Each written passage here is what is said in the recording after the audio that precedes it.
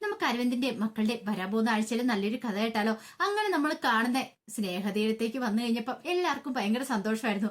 കാവേരിക്കും ഗംഗയ്ക്കും അമ്മിനൊക്കെ ഒക്കെ സ്വന്തം വീട് തിരികെ കിട്ടിയല്ലോ, ഇനി ഇപ്പൊ പേടിക്കണ്ടല്ലോ, ആരുടെ അടിമകളായിട്ട് കഴിയണ്ടല്ലോ എന്നൊരു ചിന്തയായിരുന്നു. അപ്പൊ നെവിനൊക്കെ വന്നിട്ടുണ്ടായിരുന്നു. നെവിനും വിനീതും ഒക്കെ വന്നു. അവർക്ക് സന്തോഷമുള്ളൊരു കാര്യം തന്നെയായിരുന്നു, വീട് തിരിച്ചു പിടിക്കാൻ പറ്റിയല്ലോ.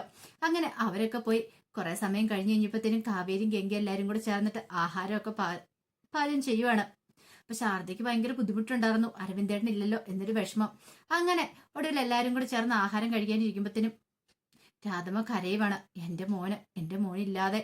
അത് കേട്ടപ്പം കാവേരി പറഞ്ഞു, അച്ഛമ്മ എന്തിനാ വിഷമിക്കണേ? അച്ഛൻ ഒരിടത്തേക്കും പോയിട്ടില്ല, അച്ഛനെ ജോലിക്ക് പോയിരിക്കുക. ഇനിയും 2-3 വർഷം കഴിയുമ്പോ അച്ഛനും കൂടി തിരിച്ചു വരും. അങ്ങനെ അങ്ങോട്ട് വിചാരിച്ചാൽ മാത്രം മതി, അല്ലാതെ അച്ഛൻ മരിച്ചു പോയെന്ന് ചിന്തിക്കേ വേണ്ട. അങ്ങനെ ചിന്തിക്കുമ്പോ അല്ലേ പ്രശ്നമുള്ളൂ. ഒരു കണക്കിനത് അനുഗ്രഹമാണ്. സാധാരണ അരവിന്ദന് വല്ലപ്പോഴും 2-3 വർഷം കൂടുമ്പോഴൊന്നും വരാറുള്ളൂ. അപ്പൊ അതുകൊണ്ട് പിന്നെ അങ്ങനെ അങ്ങ് വിചാരിച്ചാൽ മതി. അതാ പിന്നെ കൂടുതൽ വിഷമങ്ങളും കാര്യങ്ങളൊന്നും ഉണ്ടാകത്തില്ലല്ലോ. അങ്ങനെ ആഹാരം കഴിക്കാൻ തുടങ്ങി കഴിയുമ്പത്തേനും പെട്ടെന്നാണ് ശാരദയുടെ ഫോൺ ബില്ലടിക്കുന്നത്. ഇതാരാ വിളിക്കണെന്ന് ശാരദ ഇങ്ങനെ ഓർത്തു. മോളെ നീ ആ പോയി ഫോൺ എടുക്കാൻ പറഞ്ഞതേ, അച്ഛൻ വിളിക്കുമ്പോഴുള്ള അതേ റിംഗ് ടോൺ ആണല്ലോ എന്ന് പറയണ. അങ്ങനെ നീള പോയി ഫോൺ എടുത്ത് കഴിയുമ്പോ അങ്ങേ തലയ്ക്കല് വിനീതായിരുന്നു. വിനീത് ചോദിച്ചു, അല്ല അച്ഛന്റെ കുട്ടിത്താറാവ് എന്തെടുക്കാന്ന് ചോദിച്ചു. അത് കേട്ട് കഴിഞ്ഞപ്പോ നീളയ്ക്ക് ഭയങ്കര സന്തോഷമായി. അച്ഛൻ സംസാരിക്കുന്ന പോലെ തന്നെ ഫോൺ വിളിച്ചു കഴിയുമ്പോ ഇങ്ങനെയാണ്. അത് കേട്ടപ്പോ നീള പറഞ്ഞു, അതെ കഴിക്കാൻ പോവായിരുന്നു പറഞ്ഞു. ആഹാ കൊള്ളാലോ, എന്നാ കഴിക്കാന്ന് ചോദിച്ചു. ചപ്പാത്തിയും കറിയാന്ന് പറഞ്ഞു. എങ്കിൽ അച്ഛൻ ഇച്ചിരൂടെ തരണമെന്ന് പറഞ്ഞു. അത് കേട്ടപ്പം നീളയ്ക്ക് ഭയങ്കര സന്തോഷമായി. തന്റെ അച്ഛന്റെ സൗണ്ട് പോലെ തന്നെ അങ്ങനെ അനുകരിച്ചാണ് വിനീത് അത് പറയണത്. അങ്ങനെ കുറച്ച് സമയം കൂടെ സംസാരിക്കുന്നുണ്ട്. പിന്നീട് വിനീതിനോട് പറഞ്ഞു, ഇടയ്ക്ക് ഇങ്ങനെ അച്ഛൻ വിളിക്കുന്ന പോലെ എന്നെ വിനീതേട്ടൻ വിളിക്കണമെന്ന് പറഞ്ഞു. അതിനെന്താ, ഞാൻ വിളിക്കാമല്ലോ എന്ന് പറഞ്ഞു. ഒടുവിൽ അങ്ങോട്ടേക്ക് വന്നിരുന്നിട്ട് ശാരദയോടൊക്കെ പറയുന്നുണ്ട്, വിനീതേട്ടൻ വിളിച്ചിട്ട് അച്ഛന്റെ സൗണ്ടിൽ എന്നോട് സംസാരിച്ചെന്നൊക്കെ പറഞ്ഞു. രാധ പറഞ്ഞു, പാവം അവന് ഈ കുടുംബത്തിന് വേണ്ടിയിട്ട് എത്രമാത്രം കഷ്ടപ്പെടുന്നുണ്ട്. ശരിക്കും പറഞ്ഞാൽ തിരിഞ്ഞു പോലും നോക്കേണ്ടതല്ല. ഗംഗയെ കല്യാണം കഴിച്ചു കൊടുക്കില്ല എന്ന് പറഞ്ഞ ഇപ്പം സുജാത അടഞ്ഞതാ. പക്ഷെ അവൻ അങ്ങനെയല്ല, അവന് നല്ല മനസ്സാ. അതുകൊണ്ടല്ലേ ഇപ്പോഴും നമ്മളോടൊപ്പം നിക്കണേന്നൊക്കെ പറഞ്ഞു. ഒടുവില് ആഹാരം കഴിച്ചു കഴിഞ്ഞിട്ട് അവരെങ്ങനെ എഴുന്നേറ്റ് പോയി കഴിയുമ്പോഴത്തേനും കാവേരിയും ഗംഗയും യമുനയും എല്ലാരും കൂടെ കൂടിയിരുന്ന് സംസാരിക്കുകയാണ്. ഗംഗ പറഞ്ഞു, ഇപ്പോഴും ഒരു സമാധാനമായത്, ശരിക്കും ആശ്വാസമായിട്ട് ഒരു നേരത്തെ ആഹാരമെങ്കിലും കഴിച്ച്. കഴിഞ്ഞ ദിവസമൊക്കെ എന്തൊരു ടെൻഷനായിരുന്നല്ലേ. അപ്പോഴേക്കും യമുന പറഞ്ഞു, അത് ശരിയാ, എനിക്കും ഭയങ്കര ബുദ്ധിമുട്ടായിരുന്നു. ഇപ്പോഴൊരു സമാധാനമായത്, ഇനിയിപ്പൊ നമ്മളെ ആരും ഇവിടുന്ന് ഇറക്കിയൊന്നും വിടത്തില്ലോ എന്ന് പറഞ്ഞു. അങ്ങനെ അന്നത്തെ ദിവസം അങ്ങോട്ട് കഴിഞ്ഞുപോയി. പിറ്റേ ദിവസമായി കഴിഞ്ഞാൽ വിനീത് വരുന്നുണ്ട്. കുറച്ച് സാധനങ്ങളൊക്കെ വാങ്ങിക്കൊണ്ടാണ് വരുന്നത്. അത് കൊടുന്ന് ശാരദയുടെ ഇലേക്ക് കൊടുത്തപ്പോ ശാരദ പറഞ്ഞു, വേണ്ടായിരുന്നു, സുജാത എങ്ങനെ കണ്ട പ്രശ്നമാവില്ലെന്ന് ചോദിച്ചു. അതിന് അമ്മയെ ആര് കാണിക്കുന്നു, അമ്മയ്ക്ക് അറിയത്തൊന്നും ഇല്ലോന്ന് പറഞ്ഞു. അതെ, അമ്മായി പറയാനും പോകണ്ടെന്ന് പറഞ്ഞു. എന്നാലും മോനെ നിനക്ക് ബുദ്ധിമുട്ടല്ലേ ഇങ്ങനെയൊക്കെ? എനിക്ക് എന്ത് ബുദ്ധിമുട്ട്? എനിക്കൊരു ബുദ്ധിമുട്ടുമില്ല. ഞാനേ അമ്മാവന് വാക്ക് കൊടുത്താൽ ഞാൻ ഈ കുടുംബത്തെ കൈവിടില്ല, നോയിക്കോളന്ന്. അപ്പൊ എനിക്ക് അമ്മാവന് കൊടുത്ത വാക്ക് പാലിക്കണ്ടേന്ന് ചോദിച്ചു. അത് കേട്ടപ്പോ ശാരദയുടെ കണ്ണൊക്കെ നിറഞ്ഞു വന്നു. ശാരദയ്ക്ക് ഭയങ്കര വിഷമമായി. ഇവനെപ്പോഴും നല്ല ചെറുപ്പക്കാരനായിരുന്നു, എന്നിട്ടാണ് ഗംഗയ്ക്ക് വേണ്ടാന്ന് പറഞ്ഞ്. ഇനിയിപ്പൊ അതിനെക്കുറിച്ചൊന്നും പറഞ്ഞിട്ട് കാര്യമില്ലോ. അതിനുശേഷം വിനീതിന്റെ അടുത്തേക്ക് കാവേരി വന്നിട്ട് പറഞ്ഞു, വിനീതേട്ടാ എനിക്കൊരു ജോലി വേണമെന്ന് പറഞ്ഞു. ജോലിയോ? അതെ, എന്തേലും ജോലി വേണമെന്ന് പറഞ്ഞു. കാവേരി ഇത് പറഞ്ഞു കഴിഞ്ഞപ്പോ വിനീത് ചോദിച്ചു, എന്ത് ജോലിയാ? അങ്ങനെയൊന്നും ഇല്ല, അറിയാലോ ഇനിയിപ്പം കുടുംബത്തിലെ കാര്യങ്ങളൊക്കെ നോക്കണമല്ലോ. ഗംഗ വന്നിട്ട് പറഞ്ഞു, ഞാൻ അത്യാവശ്യം തയ്ക്കുന്നുണ്ട്, അത് പോരേന്ന് ചോദിച്ചു.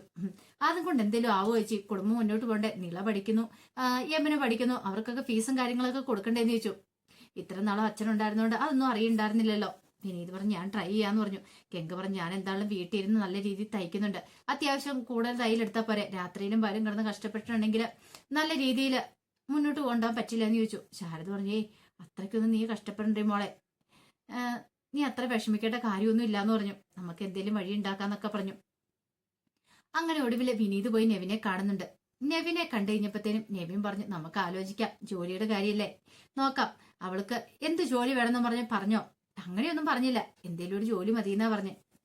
പിന്നീട് നെവിൻ ഇങ്ങനെ ആലോചിച്ചുകൊണ്ട് ഹോം സ്റ്റേയിലേക്ക് വരുമ്പോഴാണ് ആകെപ്പാടെ ടെൻഷൻ അടിച്ച് സത്യഭാമ ഇരിക്കണേ.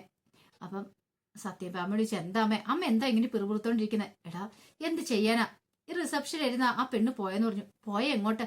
എടാ അവൾക്ക് ഡെലിവറി ആയി, അവള് പോയി, ഇനിയിപ്പോ കുറച്ചാൾ കഴിഞ്ഞിട്ടല്ലേ വരാൻ പറ്റുള്ളൂ. ഇനിയിപ്പോ എന്ത് ചെയ്യും? എനിക്കിതെല്ലാം കൂടെ ഓടിച്ചോണ്ട് പോകാൻ പറ്റില്ല, റിസപ്ഷൻ ഇരിക്കാനും കൂടെ എന്നെ കൊണ്ട് പറ്റില്ല എന്ന് പറഞ്ഞു. ആസിഫ് പറഞ്ഞു, അങ്ങനെയാണ് പിന്നെ വേറൊരാളെ നിയമിക്കണ്ടേന്ന് ചോദിച്ചു. അതിനിപ്പം പറ്റിയ ഏതേലും ഒരാൾ വരണ്ടേ? അപ്പോഴേക്കും നെവിൻ ഇങ്ങനെ ആലോചിച്ചു, അങ്ങനെയാണെങ്കിൽ കാവേരിക്ക് ജോലി കൊടുത്താലോ, കാവേരിക്ക് ഈ ജോലി നല്ലതായിരിക്കും. നെവിൻ പെട്ടെന്ന് പറഞ്ഞു, അമ്മേ അങ്ങനെ ഒരാൾ എന്റെ കസ്റ്റഡിയിലുണ്ടെന്ന് പറഞ്ഞു. അതാരാ? അതൊക്കെ ഞാനെന്ന് ചോദിച്ചിട്ട് പറയാന്ന് പറഞ്ഞു. എടാ ഉറപ്പാണല്ലോ അല്ലേ? ഞാൻ ചോദിച്ചിട്ട് വന്ന് പറയാം. ദേ നല്ല പെങ്കൊച്ചായിരിക്കണം, എനിക്കത് മാത്രം ഉള്ളെന്ന് പറഞ്ഞു. അമ്മ ധൈര്യമായിട്ടിരിക്കാൻ പറഞ്ഞു. പിന്നീട് വിനീതിനെ വിളിച്ചിട്ട് ജോലിക്കാരും പറയുന്നുണ്ട്, കാവേരിയും കൂട്ടി വരാൻ പറഞ്ഞു. അങ്ങനെ നെവിനും കാവേരിയും വിനീതും കൂടെ സംസാരിക്കുന്ന സമയത്ത് നെവിൻ കാവേരിയുടെ കാര്യങ്ങളൊക്കെ പറയുന്നുണ്ട്. റിസപ്ഷനിൽ ഇരിക്കാനായിട്ടാണ് ആ പെൺകുട്ടി അവിടുന്ന് പോയതുകൊണ്ടാന്ന് പറഞ്ഞു. ആ ശരി, ഞാൻ ഓക്കെയാ. പക്ഷേങ്കില് ഇനിയിപ്പം അവിടെ ജോലി ചെയ്യാൻ വരുന്നേ ആന്റിക്ക് ഇഷ്ടപ്പെടുവോന്ന് ചോദിച്ചു രാജേശ്വരി ആന്റിക്ക്. അതൊക്കെ ഞാൻ പറഞ്ഞ് സെറ്റ് ചെയ്തോളാന്ന് പറഞ്ഞു. ഉറപ്പാണല്ലോ? ഉറപ്പാ. പിന്നെ ഒരു കാര്യമുണ്ട്, അമ്മേടെ അടുത്ത് വന്നേ സാധാരണഗതിയില് പെരുമാറുന്ന പോലെ പെരുമാറില്ല, ബാക്കി എല്ലാവരും പെരുമാറുന്ന പോലെ പെരുമാറിയിട്ടുണ്ടെങ്കിൽ അമ്മയ്ക്ക് അത് ഇഷ്ടപ്പെടില്ല എന്ന് പറഞ്ഞു. പിന്നെ ഞാൻ എന്ത് ചെയ്യണം? ഇന്റർവ്യൂവിന് വരുന്ന സമയത്ത് അതിൻ്റെതായ രീതിക്ക് വരണം. അങ്ങനെ നെവിനും വിനീതും കൂടെ ചേർന്നിട്ട് കുറെ കാര്യങ്ങൾ കാവേരിക്ക് പറഞ്ഞു കൊടുക്കുന്നുണ്ട്, എങ്ങനെ ചെയ്യണം, എന്ത് ചെയ്യണം എന്നൊക്കെ. എല്ലാം കേട്ട് കഴിഞ്ഞപ്പോൾ കാവേരി പറഞ്ഞു, ഓക്കെ അങ്ങനെയൊക്കെ ചെയ്യാന്ന് പറഞ്ഞു. അങ്ങനെ ഒടുവില് ഇന്റർവ്യൂവിന് പോകാൻ തന്നെ തീരുമാനിച്ചു കാവേരി. പക്ഷെ വീട്ടിൽ പറയണമല്ലോ. വീട്ടിൽ പറഞ്ഞു ഇപ്പൊ ശാരദ സംഭവിച്ചില്ല. ശാരദ പറഞ്ഞു, ഇപ്പൊ നിനക്ക് ജോലിക്ക് പോണല്ലേ, കൊള്ളാലോ, നല്ല കഥയായി. എടി അവിടെ ജോലിക്കൊന്നും പോണ്ട. അന്ന് നിന്നെ അവർ എത്രമാത്രം ചീത്ത പറഞ്ഞാന്നറിയാലോ ആ രാജേശ്വരി. വിഷുവിന് അവിടെ സദ്യ കഴിക്കാൻ പോയപ്പോഴത്തെ കാര്യം ഓർമ്മയുണ്ടോ? അമ്മ അത് വിഷുവിനല്ലേ, അത് കഴിഞ്ഞു പോയ കാര്യമല്ലേ. നിനക്കതൊക്കെ പറയാം, പക്ഷെ എനിക്കത് അത്ര പെട്ടെന്നൊന്നും മറക്കാൻ പറ്റില്ല എന്ന് പറഞ്ഞു. അതോർത്തിട്ട് നീ ഇനിയിപ്പം അങ്ങോട്ട് പോവാൻ വേണ്ടെന്ന് പറഞ്ഞു. അമ്മ അങ്ങനെ പറയരുത്, ഒരു ജോലി വേണ്ടെന്ന് ചോദിച്ചു. പിന്നെ ജോലി മിണ്ടായിരുന്നു അവിടെ. അവിടെ നീ ജോലിക്ക് പോകുന്നതോട് എനിക്ക് ഒട്ടും താല്പര്യമില്ല എന്ന് പറഞ്ഞു. ശാരദ അങ്ങനെ വിലക്കുവാണ്. വല്ലാത്ത ടെൻഷനായി പോയി കാവേരിക്ക്. ഇനിയിപ്പൊ എന്ത് ചെയ്യാൻ പറ്റും? അമ്മ സമ്മതിച്ചില്ല, ഒന്നും നടക്കത്തില്ല. ആ സമയം കാവേരിയെ കുറിച്ചുള്ള കാര്യങ്ങൾ പോയി രാജേശ്വരിയോട് പറഞ്ഞു. രാജേശ്വരി സമ്മതിച്ചില്ല. അവളാണെങ്കില് ഞാൻ ഇവിടെ ജോലി കൊടുക്കത്തൊന്നുമില്ല. എനിക്ക് അപ്പോഴേ തോന്നിയായിരുന്നു, അവളോട് നിന്റെ സെന്റിമെന്റ്സും കാര്യങ്ങളും കുറച്ച് കൂടുന്നുണ്ട്, മര്യാദയ്ക്ക് ഇരുന്നോളെന്നൊക്കെ പറഞ്ഞ് ഉപദേശിക്കുന്നുണ്ട്. ഒടുവില് നെവിൻ എന്ത് ചെയ്തു? പ്രവീണയെ വിളിക്കണം, ജയപാലിന്റെ ഭാര്യ. ആന്റി, ഞാൻ ആന്റിയോട് കാര്യം ചോദിക്കാൻ വേണ്ടി വിളിച്ചാന്ന് പറഞ്ഞു. എന്താ? അല്ല, ആന്റിക്ക് അറിയാലോ അരവിന്ദനങ്ങളുടെ വീട്ടിലെ കാര്യങ്ങളൊക്കെ. അവ പെൺകുട്ടികളും പിന്നെ അവിടുത്തെ ആന്റി തനിച്ചല്ലേ ഉള്ളൂ. അപ്പൊ അവർക്കാണ് ജോലിയും കാര്യങ്ങളൊക്കെ വേണം, കുടുംബം മുന്നോട്ട് പോകണ്ടേ. ഇവിടെയാണ് റിസപ്ഷനിസ്റ്റിന്റെ ഒരു ഒഴിവുണ്ടായിരുന്നു, അവിടേക്ക് ഞാൻ ആ കാവേരിയെ വിളിക്കാന്ന് പറഞ്ഞപ്പോ അമ്മ സമ്മതിച്ചില്ല. അമ്മയോട് എങ്ങനെയല്ലോ ഒന്ന് സംസാരിച്ചൊന്ന് സെറ്റ് ചെയ്യണമെന്ന് പറഞ്ഞു. അതാണോ? അത് ഞാൻ അവളോട് സംസാരിക്കാന്ന് പറഞ്ഞു. അങ്ങനെയാണ് രാജേശ്വരിയെ വിളിക്കുകയാണ്. പ്രവീണ വിളിച്ചിട്ട് പറഞ്ഞു, അതെ ആ കാവേരിക്ക് അങ്ങ് ജോലി കൊടുത്തുകൂടെ രാജേശ്വരി? ഒരു പാവം പിടിച്ച കൊച്ചല്ലേ അത്.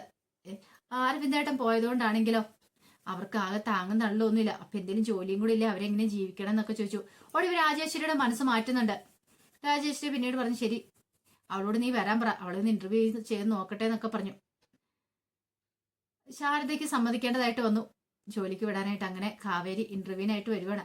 ഇന്റർവ്യൂവിന് വരുന്ന സമയത്ത് നെവിനും വിനീതും ഒക്കെ പറയുന്ന പോലെ തന്നെ ചെയ്യുന്നേ. ഈ സമയത്ത് രാജേശ്വരിക്ക് ഒട്ടും കൂടി ഇഷ്ടപ്പെടുന്നുണ്ടായിരുന്നില്ല കാവേരി വന്ന സമയത്ത്. പക്ഷെ എന്ത് ചെയ്യാൻ പറ്റും, ചെയ്യാതിരിക്കാൻ പറ്റില്ലല്ലോ. താൻ വാക്ക് കൊടുത്തും പോയില്ലേ പ്രവീണയ്ക്ക് ഇവിടെ ജോലി കൊടുക്കാന്നുള്ള കാര്യം. അങ്ങനെ ഇന്റർവ്യൂ ഒക്കെ വിജയകരമായിട്ട് കാവേരി അറ്റൻഡ് ചെയ്തു. അങ്ങനെ കാവേരിയോട് ജോലിക്ക് വരാനായിട്ട് പറയുന്നുണ്ട്.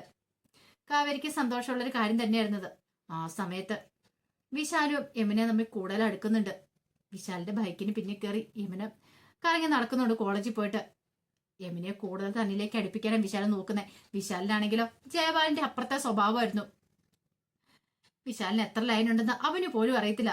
അവന് കോളേജിന് 2-3 എണ്ണം ഉണ്ട്. പക്ഷെ അതൊന്നും യമുനയ്ക്ക് അറിയണ്ടായിരുന്നില്ല. യമുന ഓർത്തോണ്ടിരുന്നേ അവന് തന്നോട് ഭയങ്കര പ്രണയമാണ്. ഒന്നുമല്ലെങ്കിലും ജയപാലനങ്ങളിലെ മോനല്ലേ, അപ്പം എന്താ വീട്ടിൽ സമ്മതിക്കാതിരിക്കില്ല. ആ ഒരു വിശ്വാസത്തിന് പുറത്തായിരുന്നു അവന്റെ പിന്നാലെ പോയത് തന്നെ. പക്ഷേങ്കിൽ അവൻ ചതിക്കാനുള്ള കാര്യമൊന്നും അറിയത്തില്ല. അവന്റെ കൂട്ടുകാര് അവനെ ഇതും പറഞ്ഞ് കളിയാക്കുന്നുണ്ട്. എടാ നിനക്ക് എത്ര പെൺകുട്ടികളാടാ നിന്റെ പിന്നാലെ നടക്കുന്നേ? എടാ ഇവരെയൊക്കെ നീ കല്യാണം കഴിക്കുമെന്ന് വെച്ചു. പിന്നെ ഇവരെയൊക്കെയോ ഇതിലേതിലും ഒരെണ്ണത്തിനെ പോലും കല്യാണം കഴിച്ചാലേ ഇതൊക്കെ വെറുതെ കോളേജ് ലൈഫ് അല്ലേ അളിയാ, ഇതൊക്കെ അങ്ങോട്ട് പോകത്തുള്ളൂ. അങ്ങനെയൊക്കെ പ്രേമിക്കുന്നവരെല്ലാം കല്യാണം കഴിക്കാൻ പോയിട്ടുണ്ടെങ്കിൽ എത്ര ഭാര്യമാരുണ്ടാവും. അതൊക്കെ വല്ലതും നടക്കുന്ന കാര്യമാണോ? ഇതൊക്കെ വെറും ടൈം പാസ് അല്ലേ എന്നൊക്കെ പറയുന്നുണ്ട്. പക്ഷെ എമിനിക്കൊന്നും അറിയുന്നുണ്ടായിരുന്നില്ല. അങ്ങനെ ഒരു ദിവസം വിശാലിന്റെ ബൈക്കിൽ കയറി വരുന്ന സമയത്ത് ഗംഗ കണ്ടിത്. ഗംഗ പിടിച്ചിട്ട് എമിനിക്കിട്ട് അടിയെ കൊടുക്കുന്നുണ്ട്. വിശാല പോയി കഴിഞ്ഞപ്പോ, നീ ഇത് എന്ത് ഭാവിച്ച? നിനക്ക് നാണമുണ്ടോ അവന്റെ ബൈക്കിന് പിന്നിൽ കയറി വരാനായിട്ട്? അത് പിന്നെ ചേച്ചി ഈ വഴി അവനെന്നെ കൊണ്ടുവിടാന്ന് പറഞ്ഞപ്പോ, കൊണ്ടുവിടാന്ന് കഴിഞ്ഞപ്പോ ഉടനെ നീ അങ്ങോട്ട് കേറിയില്ലേ എന്നൊക്കെ പറഞ്ഞ് കുറെ ചീത്തയും പറയുന്നുണ്ട്. എമിനിക്ക് ഭയങ്കര വിഷമായി. ആ സമയം ഗംഗ പറഞ്ഞു, നിനക്കറിയാലോ അച്ഛൻ പോലും ഇല്ല, ഇനിയിപ്പം എന്തൊക്കെ പ്രശ്നങ്ങൾ ഉണ്ടാകുന്ന തരത്തില്ല, നീ ഇങ്ങനെ ബൈക്ക് ചുറ്റി നടക്കുന്നത് ശരിയല്ല, ആൾക്കാർ അതും ഇതൊക്കെ പറയുമെന്നും പറഞ്ഞുകൊണ്ട് യമുനയെ കുറെ ഉപദേശിക്കുന്നൊക്കെ ഉണ്ട്. പിന്നീട് വിനീതിന് തോന്നി ഗംഗയ്ക്ക് അധികം തൈലും കാര്യങ്ങളും നേരത്തെ ഉണ്ടായിരുന്നല്ലോ, കാരണം വിനീതിനാണ് തൈലും കൂടുതൽ വരുന്നത്. വിനീത് അവിടുത്തെ ടൗണിലിരുന്ന് തയ്ക്കുന്നതാണല്ലോ, അപ്പൊ ചേച്ചിമാരുടെ ബ്ലൗസും കാര്യങ്ങളൊക്കെയാണ് വിനീത് നല്ല ഭംഗിക്ക് തയ്ക്കും. അതുകൊണ്ട് വിനീത് ഒരു കാര്യം തീരുമാനിച്ചു, ഇനിയിപ്പൊ താന് സ്ത്രീകളുടെ ആരുടെയും പെണ്ണുങ്ങളുടെ ആരുടെയും തയ്ക്കണ്ട, ആ തയ്യൽ ഗംഗയ്ക്ക് കൊടുക്കാം, അങ്ങനെയാണെങ്കിൽ ഗംഗയ്ക്ക് തയ്യൽ കിട്ടുമല്ലോ എന്ന് വിചാരിച്ചിട്ട് എന്ത് ചെയ്തു, കടയുടെ അവിടെയായിട്ട് എഴുതി വെക്കുവാണ്. കാരണം ബ്ലൗസും അതുപോലെ സാധനങ്ങളൊക്കെ തയ്ക്കാനായിട്ട് തയ്യൽ ജോലികൾ ലേഡീസിന്റെ ടൈലറിങ്ങുമായിട്ട് ബന്ധപ്പെട്ട എല്ലാ കാര്യങ്ങൾക്കും സമീപിക്കാന്ന് പറഞ്ഞുകൊണ്ട് ഗംഗയെന്ന് പേര് എഴുതിയിട്ട് ഫോൺ നമ്പർ എഴുതി വെക്കുവാണ് ആ കടയുടെ ഒരു സൈഡിൽ. അപ്പൊ ഗംഗയുടെ ഫോട്ടോ ആയിരുന്നു നേരത്തെ അവിടെ ഉണ്ടായിരുന്നേ. അപ്പൊ അത് നേരത്തെ മായ്ച്ചു കളയിച്ചായിരുന്നല്ലോ ഗംഗ, തന്റെ കല്യാണമാണ് മര്യാദയ്ക്ക് അത് മായ്ച്ചു കളഞ്ഞോണെന്ന് പറഞ്ഞുകൊണ്ട്. അപ്പൊ അവിടെ ഗംഗയുടെ പേരും എഴുതി ഫോൺ നമ്പർ എഴുതി വെക്കുവാണ്, ആ ലേഡീസ് തയ്യൽ ജോലികൾ എന്നൊക്കെ പറഞ്ഞുകൊണ്ട്. പിന്നീട് ഗംഗ വിനീതിനെ കാണാനായിട്ട് അങ്ങോട്ടേക്ക് വരുന്നുണ്ട്. അങ്ങനെ വന്നു കഴിഞ്ഞപ്പോഴത്തേനും ആണ് ഈ കാഴ്ച കാണുന്നത്. ഗംഗയ്ക്ക് എന്തോ വല്ലാത്തൊരു സന്തോഷമൊക്കെ തോന്നി, കാരണം തനിക്ക് വേണ്ടിയിട്ട് വിനീതേട്ടൻ ഇത്ര കഷ്ടപ്പെടുന്നുണ്ടല്ലോ എന്നൊരു ചിന്തയൊക്കെ ഉണ്ടായിരുന്നു. രാധമ്മയ്ക്കാണ് ഇപ്പോഴും സമ്മതമാണ് വിനീതിനെയും ഗംഗയും തമ്മിൽ ഒന്നിപ്പിക്കാനായിട്ട്. അത് രാധമ്മ പറയുകയും ചെയ്തു. ഗംഗയുടെ കേക്കല പറഞ്ഞ ഗംഗ എതിർപ്പൊന്നും പറഞ്ഞില്ല. ഗംഗയ്ക്ക് ഇപ്പൊ സമ്മതക്കുറവൊന്നും ഉണ്ടായിരുന്നില്ല, കാരണം വിനീത് ആരാ എന്താന്ന് ഇപ്പോഴാ മനസ്സിലാവുന്നത്. ഗൾഫുകാരന്റെ പിന്നാലെ പോയി കഴിഞ്ഞപ്പം ഇതിനെക്കുറിച്ച് ചിന്തിച്ചു പോലുമില്ല. പക്ഷെ ഒരു വീഴ്ച ഉണ്ടായി കഴിഞ്ഞപ്പോഴാണ് വിനീതിന്റെ സ്നേഹത്തെക്കുറിച്ച് അറിയണേ. ആ സമയം കാവേരി വന്ന ആസിഫിന് അത്ര ഇഷ്ടപ്പെട്ടിട്ടുണ്ടായിരുന്നില്ല. പിന്നെ കണക്കുകളും കാര്യങ്ങളും നോക്കാനും അങ്ങനെ കുറെ ജോലികളൊക്കെ രാജേശ്വരി ഏൽപ്പിച്ചിട്ടുണ്ടായിരുന്നു. അതെല്ലാം കാവേരി നല്ല കൃത്യമായിട്ട് ചെയ്തു. പിന്നീട് അങ്ങനെ കണക്കാലും കാര്യങ്ങളൊക്കെ നോക്കുമ്പോൾ കുറച്ച് മിസ്റ്റേക്കും കാര്യങ്ങളൊക്കെ വന്നു. അങ്ങനെ ഒടുവില ആസിഫിനെ പിടികൂടി രാജേശ്വരി. മര്യാദയ്ക്ക് എന്റെ കണക്കുകളും കാര്യങ്ങളൊക്കെ എനിക്ക് തന്നോണം, അപ്പൊ ഇത്രയും നാളെ നീ വെട്ടിപ്പ് നടത്തുമായിരുന്നല്ലേ എന്നൊക്കെ ചോദിച്ചു. ആസിഫിന് ഭയങ്കര ടെൻഷനായി. ആസിഫ് പറഞ്ഞു, എന്റെ ജോലി കളയിക്കാനാ നീ കൂടെ വന്നല്ലേടി കാവേരി എന്നൊക്കെ ചോദിച്ചു. അയ്യോ അങ്ങനെയൊന്നും ഇല്ല ഏട്ടാ, ഞാൻ എന്റെ ജോലി കൃത്യമായിട്ട് ചെയ്തെന്നൊക്കെ പറഞ്ഞു. പക്ഷെ ജയപാലിന് ഒട്ടും ഇഷ്ടപ്പെട്ടില്ല. അവിടെ ജോലി കൊടുത്ത് ജയപാലൻ വിളിച്ച് രാജേശ്വരിയോട് ചോദിക്കുന്നുണ്ട്, എന്ത് പരിപാടിയെ കാണിച്ചേ, എന്തിനാ ജോലി കൊടുത്തതെന്നൊക്കെ. അത് പിന്നെ പ്രവീണ വിളിച്ച് പറഞ്ഞുകൊണ്ടും കൂടെ ഞാൻ കൊടുത്ത ജയപാലേട്ട. അത് മാത്രല്ല ഏട്ടന്റെ കൂട്ടുകാരന്റെ മോളല്ലേ, അപ്പൊ ആ ഒരു പരിഗണനയും കൂടെ വെച്ചാ കൊടുത്തേന്ന് പറഞ്ഞു. ജയപാലിന് എന്തേലും പറയാൻ പറ്റുമോ? ജയപാലിന് നല്ലൊരു അടി തന്നെയായിരുന്നു. ജയപാലിന് ഒരിക്കലും പ്രതീക്ഷിച്ചില്ല ഇങ്ങനൊരു ടെസ്റ്റ്. അപ്പൊ അതിന്റെ വിശേഷങ്ങളൊക്കെ നമ്മൾ കാണാനായിട്ട് പോകുന്നത്. ആ വിശേഷങ്ങൾക്കായി നമുക്ക് എല്ലാവർക്കും കാത്തിരിക്കാം കേട്ടോ. ഒരിക്കൽ കൂടി എല്ലാവർക്കും ശുഭദിനം നേർന്നുകൊണ്ട് നിർത്തുന്നു.